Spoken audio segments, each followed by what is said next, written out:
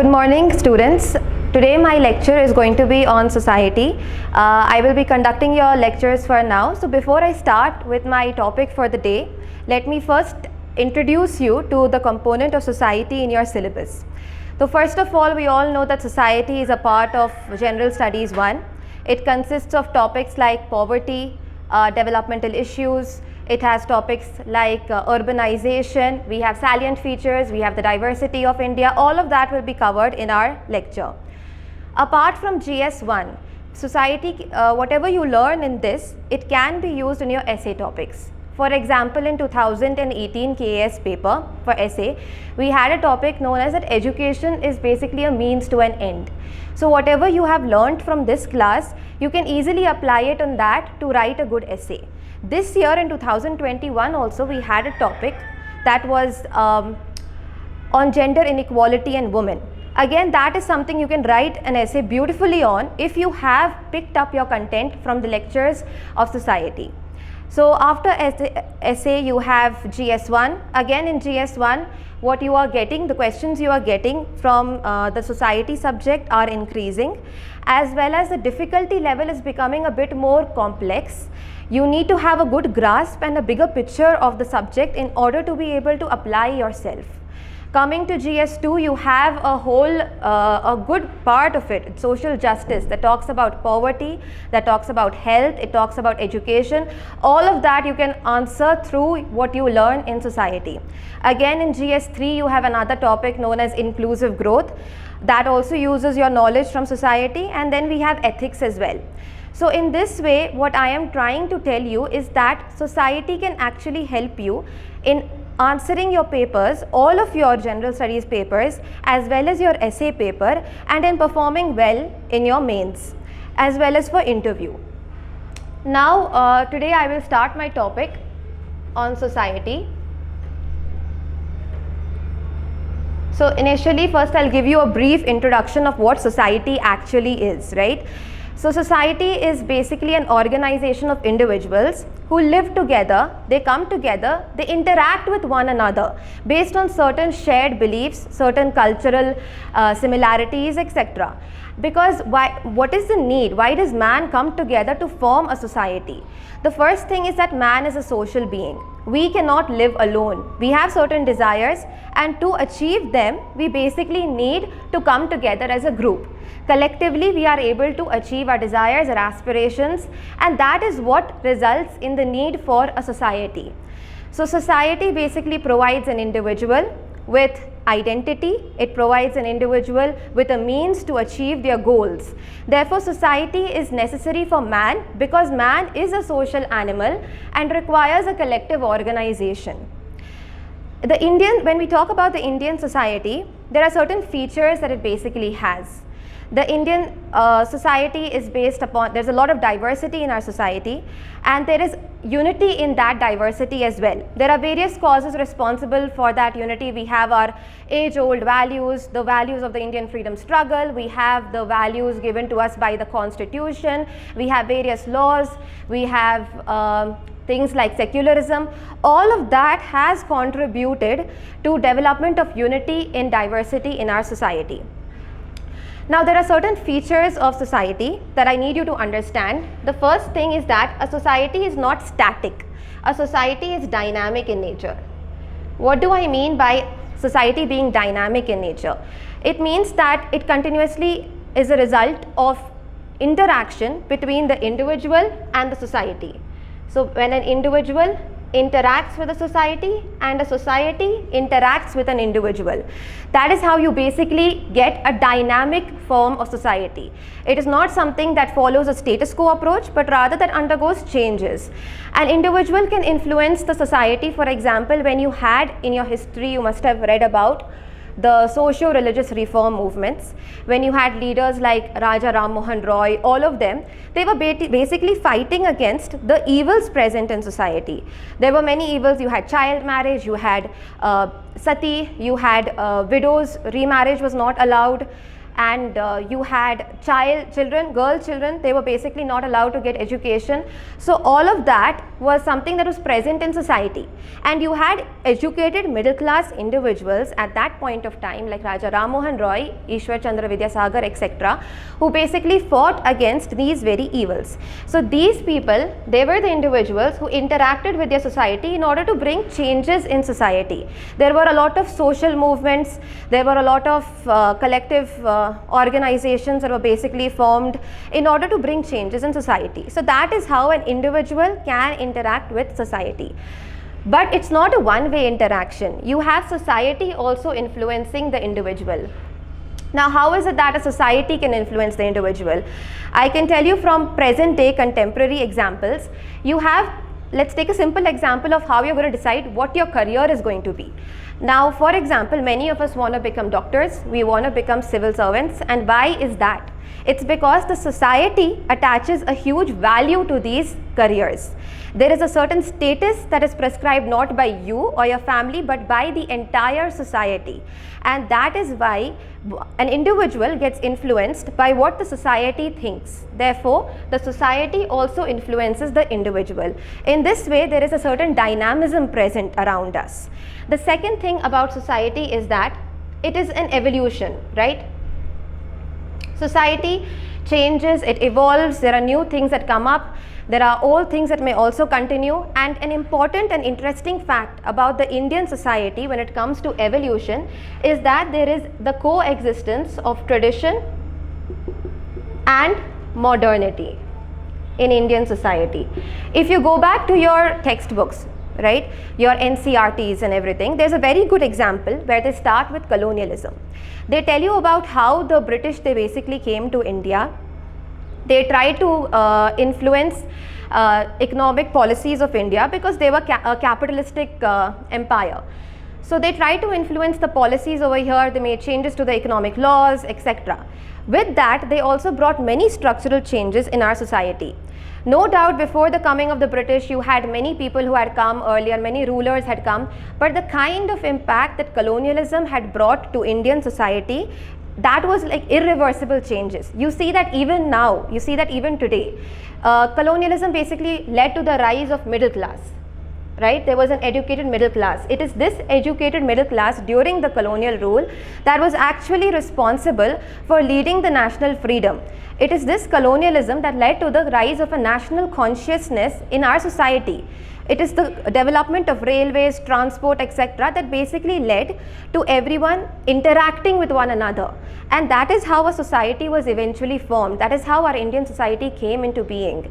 Now, the British came, the colonial, they led to the introduction of middle class. You had the rise of Western education. You had the ideals of liberty, equality, fraternity. All of these values came. So there was a process of modernization that took place in India with colonialism.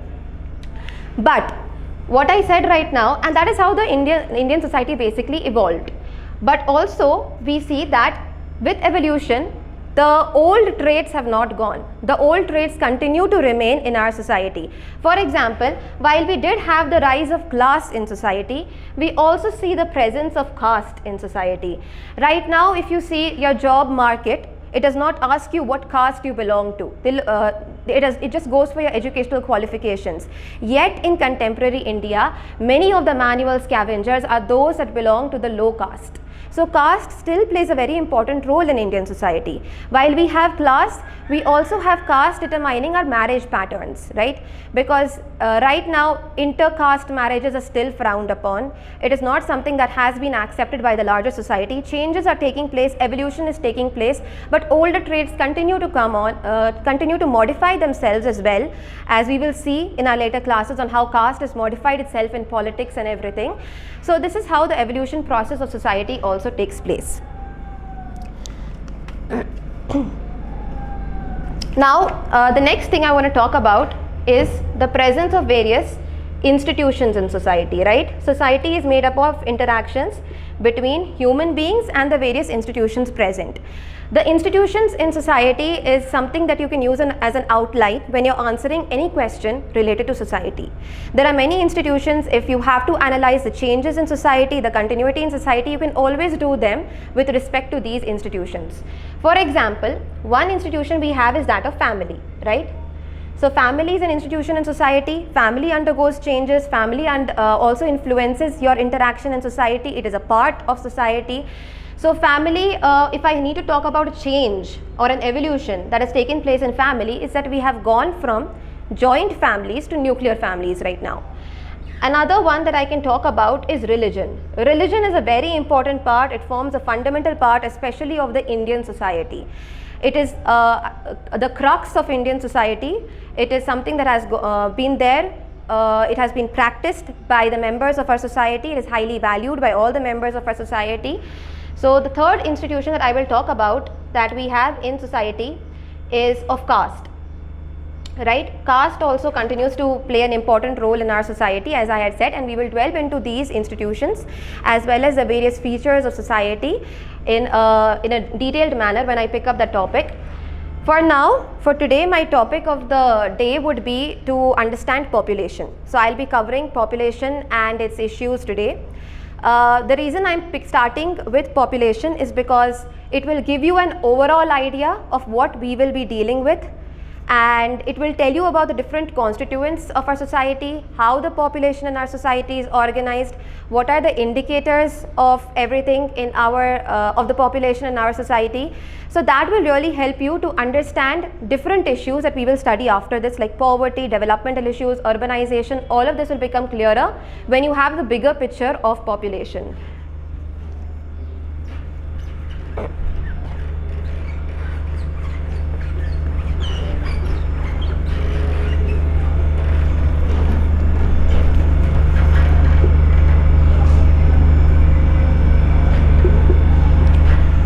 So what we're going to do is we are going to analyze the population of India, the different characteristics, and this analysis of population has a certain word that is known as demography, right? This study of population is known as demography. There are two kinds of demography that we have. One is the formal demography and the other is the informal demography. So formal demography basically restricts itself to just collecting information on statistics. All of the information that we have on our population is based upon the census of 2011, and then you have all other sources, like you have the NFHS 5 survey that also gives you an idea of the population indicators like the child marriage rates, etc. But mostly it is the census 2011 that we basically use to get an idea of our population composition. The second thing is social, sorry, it's social over here, it's social demography. So what is social demography is, it does not restrict itself to understanding just the quantitative aspects of our population. For example, in formal we are just going for what is the sex ratio, right? I am just trying to understand what is the literacy rate in my country, right? Literacy rate. I'm just getting all of the numbers. But social demography is when you're trying to understand these different population indicators and understanding their causes and their consequences. For example, if right now our sex ratio is skewed towards the males, if we have lesser number of females, what is the reason behind that? What is the cause of that? What can be the consequences of that? If our maternal mortality rate right now agar high hai, so what is the reason ki MMR itna high hai? That is what we will be studying through social demography. So I'll continue with that. And also there are various indicators that we have to study population. Some of the indicators I mentioned, this is sex ratio aata hai, literacy rate aata hai. You have other indicators like infant mortality rate, maternal mortality rate. You have what is the tribal population, what is the population that is basically aging, what is the population age composition country ka. All of that we will be studying. We have around 8 to 9 indicators that we will be doing in order to understand our population.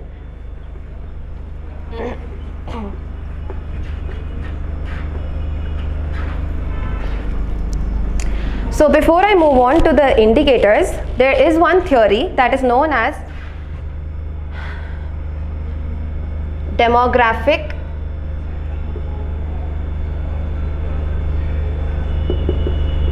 Transition theory. ठीक है, जो demographic transition theory है, it basically gives us an idea of how the population basically what is the pattern of the population growth in any country depending upon what kind of economic advancement it is in, right? तो for example demographic transition theory जो बोलती है, first it says कि हमारे पास कोई भी अगर economy होगी, अगर उसका इकोनॉमिक लेवल ऑफ एडवांसमेंट बहुत कम है, technology is also not there, that means हमारा जो बर्थ रेट है that is going to be high, और जो हमारा डेथ रेट है that is also going to be high, ठीक है? दिस इज द सिनेरियो अगर मेरे पास इकोनॉमिक ग्रोथ लो होगा, ठीक है? अ लो इकोनॉमिक ग्रोथ सिनेरियो में बर्थ रेट हमारा हाई होगा, डेथ रेट भी हाई होगा। बर्थ रेट का मतलब होता है कि नंबर ऑफ लाइव बर्थ्स पर 1000 population, and death rate means number of deaths that is occurring पर 1000 पॉपुलेशन, एंड इनके बीच में जो डिफरेंस है that basically gives you the growth rate of the population. तो अगर लो इकोनॉमिक ग्रोथ है, हमारा डेथ रेट हाई होगा क्योंकि there are a lot of epidemics, and उतना टेक्नोलॉजिकल एडवांसमेंट नहीं होता है। जैसे जब पोलियो फैलता था, we did not have the vaccine for it, तो उन दिनों मॉर्बिडिटी तो बहुत ज़्यादा होती थी। देयरफॉर अगर आपके पास इकोनॉमिक एडवांसमेंट नहीं है, टेक्नोलॉजी नहीं है, तो मॉर्बिडिटी ज़्यादा होगी because you are not able to get the medicine etcetera.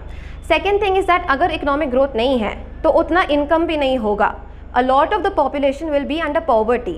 They will not be able to afford the medical services. They will not be able to afford food. They may die out of starvation.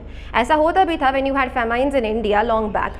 So इसलिए morbidity वगैरह बहुत high रहता है initial stage में, और birth rate भी high रहता है because that time you don't have enough awareness, you do not have enough access to birth control measures etc. उसकी वजह से हमारा बर्थ रेट भी हाई रहता था, डेथ रेट भी हाई रहता था। जो तीसरा स्टेज है जो इसके ऑपोजिट एंड पे आता है वो है of low birth rate and low death rate. अभी जब इकोनॉमी एडवांस कर गई, you have a lot of technology with you, जो बर्थ रेट है वो बहुत कम हो जाने वाला है। Your death rate is also going to come to a लो।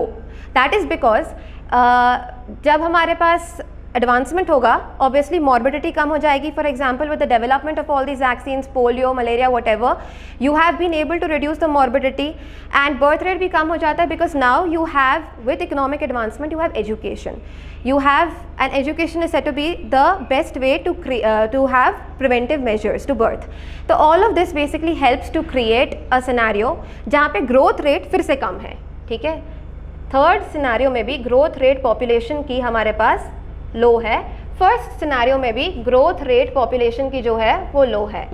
अभी हमारे पास बीच में एक स्टेज आता है, ठीक है? इस स्टेज को हम बोलते हैं ट्रांजिशन। ट्रांजिशन में क्या होता है, इकोनॉमी अभी डेवलप हो ही रही है। जब इकोनॉमी डेवलप हो ही रही है, आपका जो बर्थ रेट है वो अभी हाई ही रहने वाला है, हाई बर्थ रेट, और यहाँ पे आपका जो डेथ रेट है वो लो होने वाला है। Why is this the scenario? Death rate कम हो रहा है क्योंकि आपके पास मेडिसिन वगैरह मिल रही है, your income levels are also increasing, there is access to food etcetera, so death rate हमारे पास कम जा रहा है। लेकिन बर्थ रेट हाई है because birth rate is a factor that depends upon behaviour. तो जितना लिटरेसी बढ़ेगा उतना बर्थ रेट कम डाउन हो जाएगा। बट इसमें क्या होता है कि बर्थ रेट हमारा हाई रहता है क्योंकि चेंज लाने में टाइम लगता है। If you are bringing technology, there is always a cultural lag, इसको कल्चरल लैग बोलते हैं। There is a lag in adoption of that technology, as a result of that birth rate हमारे पास इसमें हाई रहता है। अभी because of high birth rate and low death rate, as I told you, growth rate is the difference between the two. हमारे पास growth rate जो है वो हाई हो जाता है, ठीक है? इस स्टेज में हमारा ग्रोथ रेट हाई है, इसकी वजह से हमारे पास इस स्टेज में, ट्रांजिशन की स्टेज में, एक पॉपुलेशन एक्सप्लोजन हो जाता है। There is a population explosion.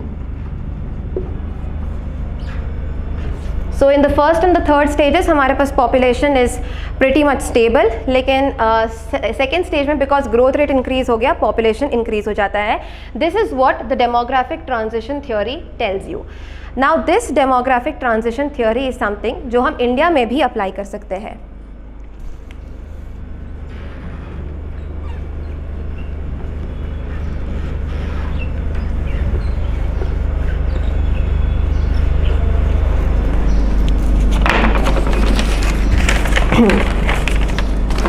Understand India में पॉपुलेशन ग्रोथ क्या कैसे हुआ है, उसको हम 4 स्टेजेस में डिवाइड कर सकते हैं. पहला स्टेज है 1901 से लेकर 1921 तक.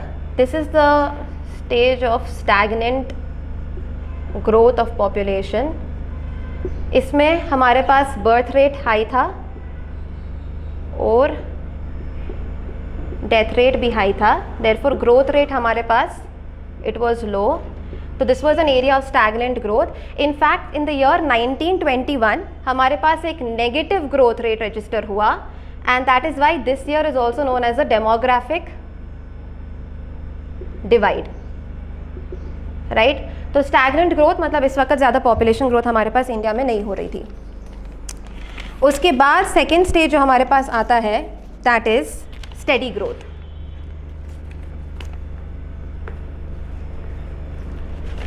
Second stage is from 1921 to 1951 and this is the period of steady growth. Now यहाँ पे हमारे पास eventually with economic advancement वगैरह we did have हमारा जो birth rate है वो तो हाई ही रहा था, लेकिन जो हमारे पास death rate है वो कम होने लगा. Our death rate started to fall. ठीक है, बर्थ रेट हाई रह रहा है, डेथ रेट हमारा कम हो रहा है. इसकी वजह से जो हमारे पास ग्रोथ रेट है वो अब इंक्रीज होने लगी.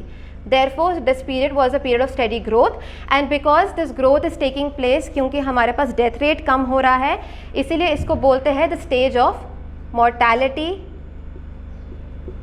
induced growth. This stage is known as mortality induced growth because यहाँ पर हमारे पास जो भी ग्रोथ हो रही है it is because of a decline in the death rate. Birth rate हमारे पास अभी भी हाई रह रहा है. तीसरा स्टेज ऑफ पॉपुलेशन ग्रोथ जो हमारे पास था it was from 1951 to 1981 and this stage is the period of rapid growth in population. यहाँ पे there was a steep fall in death rate and birth rate increased. ठीक है, जो population का birth rate है that basically increased a lot during this time. Death rate हमारे पास कम ही रहा था, as a result of which growth rate which is the difference between the two that basically increased multiple times. And इसलिए इस वक्त हमारे पास एक पॉपुलेशन एक्सप्लोजन हो गया. एंड इस स्टेज को हम बोलते हैं fertility induced growth. Fertility induced growth. This stage is the fertility induced growth because it took place as a result of the increase in the birth rate. Finally हमारे पास fourth stage आता है when you had from 1981 से लेकर 2011. This is the period जहाँ पे हमारे पास growth हो रही थी. There was a period of growth but there were signs of slowing down. Signs of slowing down. What this means is that कि 1981 से 2011 तक there was an increase in the population and even till today there is an increase in the population. But फ़र्क ये है कि rate of increase क्या था वो कम होने लगा. For example अगर मैं बोलूँगी हमारे पास 2011 में मेरे पास growth rate था around 1.3%, right? और अभी मेरे पास ग्रोथ रेट अभी भी है, पॉजिटिव है, पॉपुलेशन इंक्रीज हो रहा है, बट मेरे पास it has reduce to 0.95%. The rate has reduce to 0.95% in 2022. So there are signs of slowing down now because and why is this happening, क्योंकि हमारा जो बर्थ रेट है that has reduced.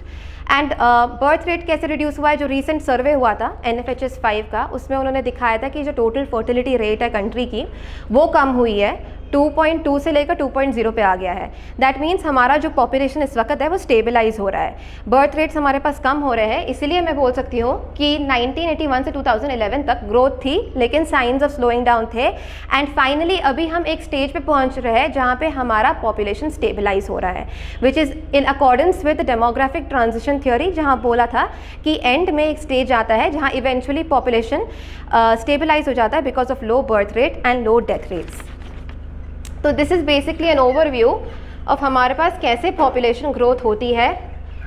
But the main part of today's lecture is basically कि indicators क्या क्या है and how do we basically understand कि population composition society का क्या है. तो हमारे पास बहुत सारे इंडिकेटर्स आते हैं. We have things like sex ratio, we have literacy rate, we have tribal population etcetera. I will be starting with one of the most important ones, जो आप अपने आंसर्स में, चाहे GS1 हो, ऐसे हो, कोई भी क्वेश्चन आ जाए on gender inequality, patriarchy, this is something you can always quote. The first indicator we will be addressing is basically the sex ratio. ठीक है. Sex ratio is defined as the number of females per 1000 males. Okay, how many females are there per 1000 males? That gives me the sex ratio. Or what is the proportion of females in the population as compared to the males? हमारे पास Indian society में generally trend ये रहा है कि males are more as compared to the females. And अगर हम देखेंगे हमारे पास ये एक बहुत ही वारिंग ट्रेंड है, क्योंकि हमारे पास सेक्स रेशियो डिक्लाइन होते जा रहा है. हमारे पास सेक्स रेशियो 946 था, around that, in 1951, right. This was my statistics in 1951. तब से लेकर 2011 जब लास्ट सेंसस हुआ है, हमारे पास जो रेशियो है वो हो गया है 943. सो यू कैन सी ये डिक्लाइन हुआ है, बट इतना माइन्यूट डिक्लाइन नहीं है. डिक्लाइन बहुत ज़्यादा हुआ था. इवेंचुअली हमारे पास एक पॉइंट आ गया जहाँ पे लास्ट फ्यू इयर्स में सेक्स रेशियो इंक्रीज हुआ है. 2001 में मेरे पास ये था 933, राइट. उससे पहला था 927. तो यहाँ से हम देख सकते हैं कि हमारा जो सेक्स रेशियो है कंट्री का, वो डिक्लाइन हो रहा था. It was 946 in 1951. It reduced to 927 in 927 and something around 1991, and then it started to increase. So it is only in the past few years, right. तो हमने देखा कि हमारा सेक्स रेशियो हमेशा से it has been skewed towards the males. Generally हमारे पास population में परसेंटेज या proportion of males has always been greater than the females, and that is something that is depicted through this statistics as well. ठीक है. Recent years में sex ratio हमारा improve हो रहा है. I think you can attribute it to a number of factors. May be literacy बढ़ रही है, एजुकेशन बढ़ रहा है, गवर्नमेंट के बहुत सारे इनिशिएटिव्स आ रहे हैं. सबसे रिसेंट इनिशिएटिव हमारे पास वो है बेटी Bachao Beti Padhao. All of that is done in order to encourage the birth of a girl child, right. तो इसके बाद मेरे पास एक और सेक्स रेशियो आता है, उसको हम बोलते हैं child sex ratio. Child sex ratio क्या होता है कि what is the number of girls, ठीक है, to the number of boys, 1000 boys, but this is in the age group of 0 to 6 years. ये overall sex ratio है. It includes all of the female population, all of the male population across the age group. ये child sex ratio आता है number of girls in the age group of 0 to 6 years to the number of boys that are born in the same age group.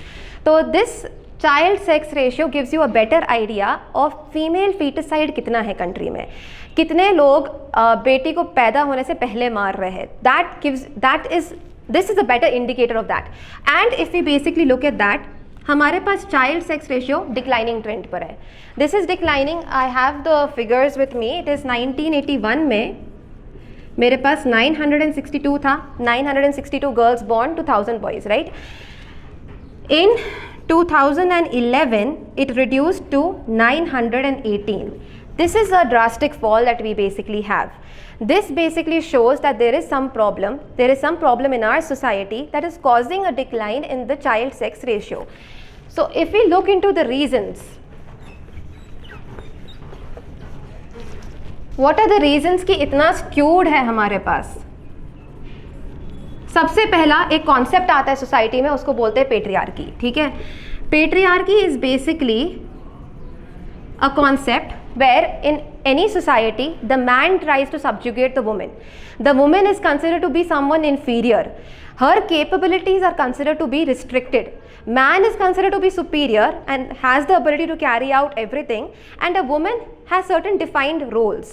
In a patriarchal society, a woman is expected to just stay confined in the four walls of a room and just take care of childbirth, take care of child rearing responsibilities, and take care of her household responsibilities.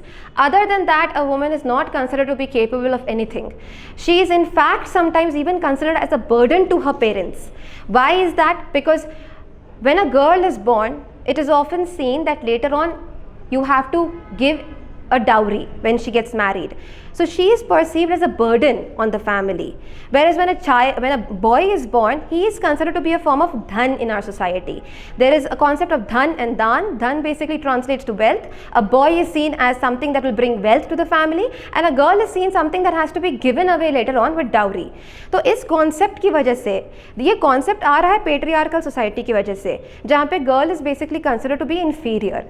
And इस concept की वजह से हमारे पास in our country we have a lot of people going for female feticide where the girl is basically aborted, and this is possible through technology, when you can basically do an ultrasound and find out whether you have a girl or a boy, and through that abortion is basically done.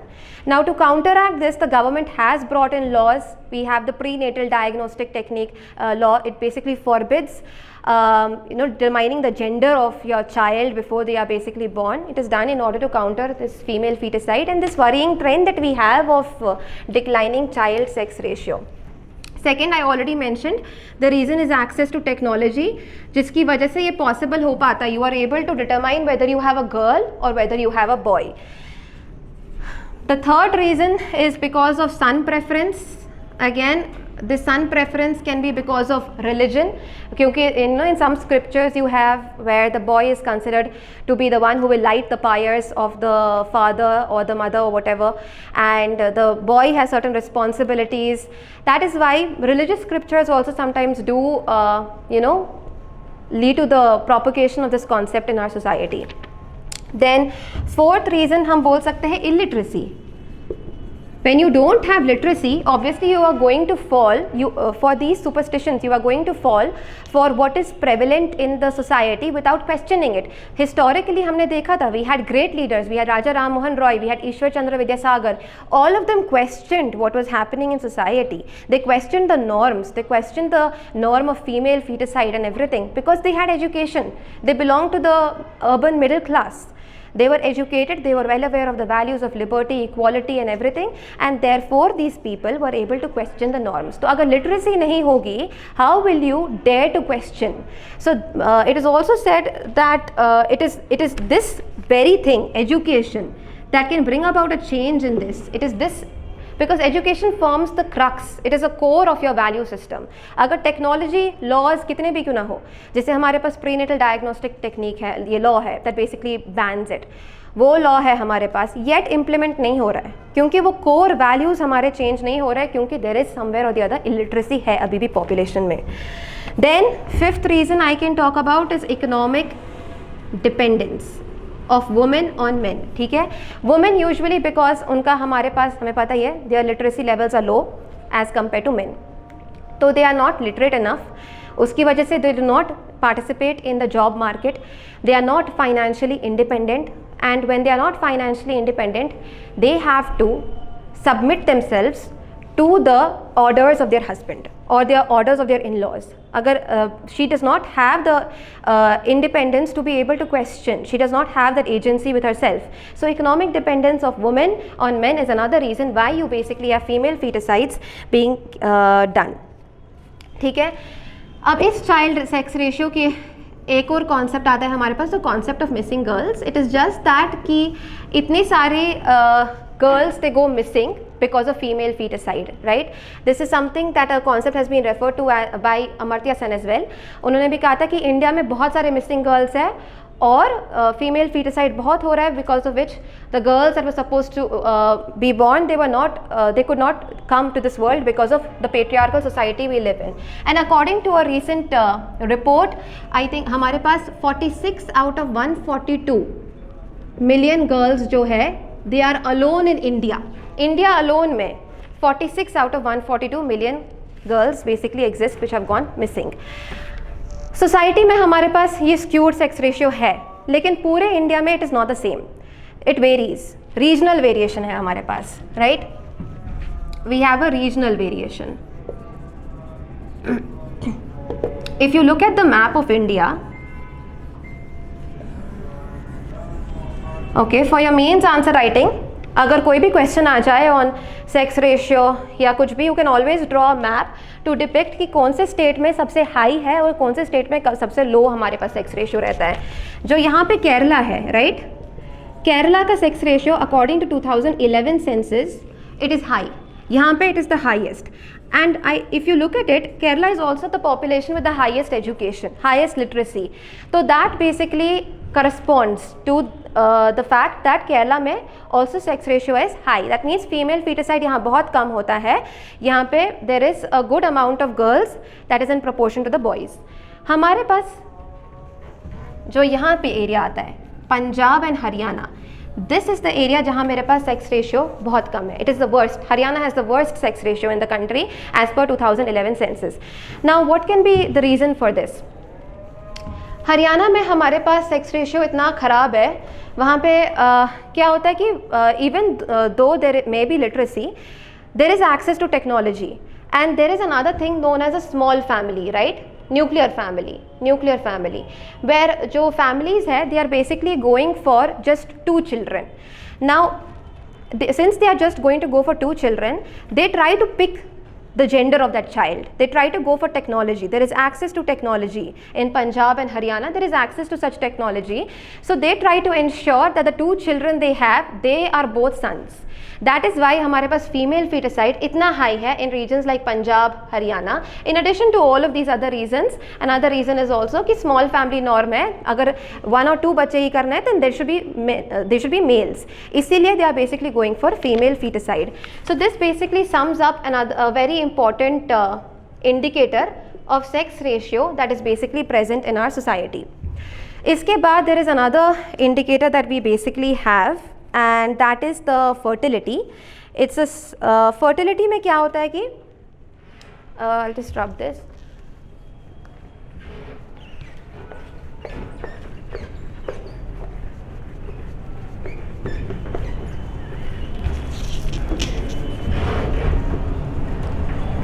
It is fertility, ठीक है?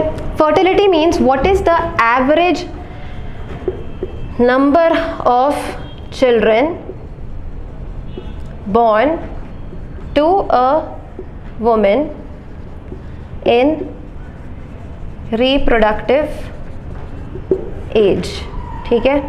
The average number of children born to a woman in reproductive age sums up what fertility basically means. मैंने इससे पहले भी कहा था कि fertility basically gives you an indication population stabilization हो रही है कि नहीं. Recently NFHS 5 हमारे पास एक रिपोर्ट आई थी, उसमें हमने देखा जो फर्टिलिटी रेट है इंडिया की वो 2.2 से लेकर this was around I think 2017, it basically reduced to 2.0 in 2019. So we have seen कि जो fertility है रेट है वो हमारे पास कम हुआ है. This basically shows कि population stabilization हो रही है and growth is also reducing. अभी पहले हमारे पास जब population explosion था जो fertility rate थी वो काफ़ी high था. Why is that? एक कॉन्सेप्ट आता है हमारे पास सोसाइटी में, उसको हम बोलते हैं सन मेटा प्रेफरेंस. सन मेटा प्रेफरेंस क्या होता है कि द इंडिविजुअल्स और the family they keep having children until a boy is born. So if the second child is a girl, third child is a girl, they will keep having children until they get a boy. So maybe fourth child boy hoga and then maybe they'll stop. This leads to high fertility in the population because of the concept of son meta preference, where they try to keep having a child until the desired number of boys in the family are basically born. This is one reason हमारे पास fertility क्यों high थी. दूसरा reason था हमारे पास early child marriages. The children were married off at a very early age, right? 12, 13, this was the age at which the marriages used to take place. Because of this also there was a high fertility and population explosion in the country. तीसरा हम बोल सकते हैं again वही चीज़ की lack of education, literacy नहीं था, access to birth control measures नहीं थे, right? All of that thing, the illiteracy वगैरह that we already discussed about. Fourth thing that we can talk about क्यों इतना ज़्यादा है is poverty, right? Poverty is also another reason that can lead to, because you see कि अभी भी हमारे पास जो बहुत सारे poor families है, they basically have a huge number of children. The reason can basically be because more children means more hands to work, right? These children can contribute, work on the farm, they can get some small of employment anywhere in the unorganized, organized sector. इसलिए poverty की वजह से भी हमारे पास usually क्या होता है कि fertility rate हमारे पास high रहती थी. चाइल्ड लेबर बेसिकली उसमें एंगेज हो जाते थे. बट इस high fertility rate, because of the high fertility कुछ इम्पैक्ट्स थे. पहला इम्पैक्ट वही था कि वुमेन की हेल्थ ऑफ द वुमेन जो है वो इम्पैक्ट हो जाता था. Obviously, because of such less spacing between children and bearing children at such an early age, it put a huge strain on women. That basically led to health problems. Second चीज़ यह थी कि women had to withdraw from the labor force. They usually had to withdraw from the labor force because of these problems, and they were tied down to child-bearing responsibilities, right? So women का जो basic responsibility हो गया वो हो गया child-bearing because of high fertility. ठीक है. तीसरी चीज़ हमारे पास जो consequences था वो था poverty. See, poverty can lead to high fertility, and high fertility can also cause poverty. This is because जब इतने सारे there was no control on the number of children you have in your family, how are you going to feed them? There's going to be a lot of economic burden on the family, right? This also resorted to many of them, resorting to the family, the parents and all, they started to resort to alcoholism. That further deteriorated the whole economic situation of the family. So this is another reason why हमारे पास poverty was a consequence of fertility. But recently जैसे मैंने कहा NFHS 5 जो सर्वे हुआ था उसमें हमने देखा था कि फर्टिलिटी रेट 2.0 हो गया है. फर्टिलिटी रेट हमारे पास रिड्यूस हुआ है. इसके बहुत सारे रीजंस आ सकते हैं. पहला लिटरेसी हो सकता है. दूसरा गवर्नमेंट ऑफ इंडिया के मेजर्स आते हैं. Mission Parivar Vikas, that is an example of where they are trying to increase the outreach of contraceptives among the people so that the fertility rate basically reduces. Then there are also many different initiatives being taken, like you must have heard in the news में बहुत काफ़ी रहता है ये two child policy, जो recently Uttar Pradesh government is trying to bring in the two child policy, क्योंकि again fertility rates throughout India same नहीं है. अभी मैंने कहा 2.2 से 2.0 हो गया है, लेकिन this is not through out India. कुछ एरियाज़ है जहाँ पे कम हो गई है फर्टिलिटी. सदर्न स्टेट्स केरला वगैरह वहाँ पे तो बहुत कम है, रिप्लेसमेंट लेवल से नीचे आ गया है. लेकिन जो हमारे पास नॉर्दर्न स्टेट्स है, उत्तर प्रदेश वगैरह, वहाँ पे अभी भी फर्टिलिटी बहुत हाई है. तो वहाँ पे they are trying to introduce policies like the two child policy. Two child policy क्या है कि you are trying to incentivize having only 2 children and penalize having more than 2 children. This is done through initiatives like maybe you can bar someone from taking up a government job when you're not, or you're providing some incentive, some maybe financial or whatever, in order to ensure that everyone goes for a two child norm. But there are certain bad consequences that such policies can basically have. अगर आप 2 child policy adopt कर रहे हो, there is a greater chance of female feticide. People will try to have sons, they will try to have 2 sons. Female feticide का chance ज़्यादा बढ़ जाता है. Unsafe abortions, women का, that also increases, posing a risk to maternal health as well as a child health. तीसरा आता है हमारे पास 2 child policy में issue जो है, it is female sterilization, right? Because क्योंकि mostly क्या होता है कि it is the females who are forced to go into sterilization. That is a generally accepted norm in our society.